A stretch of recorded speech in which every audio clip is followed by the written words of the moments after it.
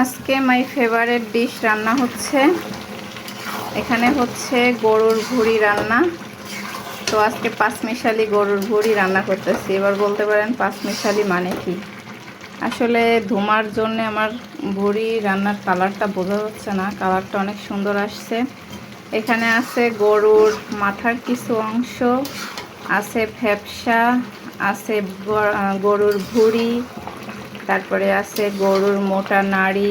এই যে, তো এগুলো আসলে কোরবানির সময় পাইছিলাম, তো তখন তো রেখে দিছিলাম।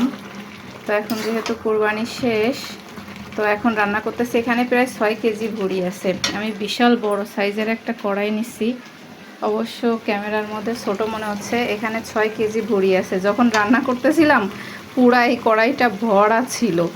এখন কমতে কমতে কমতে কমতে একদম কড়াইয়ের মাঝামাঝি এমন অবস্থায় আছে। তো কার কার আমার মতো গরুর ভুঁড়ি পছন্দ অবশ্যই কমেন্ট করে জানাবেন। কত সুন্দর কালার আসছে গরুর ভুঁড়ির। রাত্রেবেলা তো লাইটের জন্য কালারটা বোঝা যাচ্ছে না। তো আল্লাহ হাফেজ।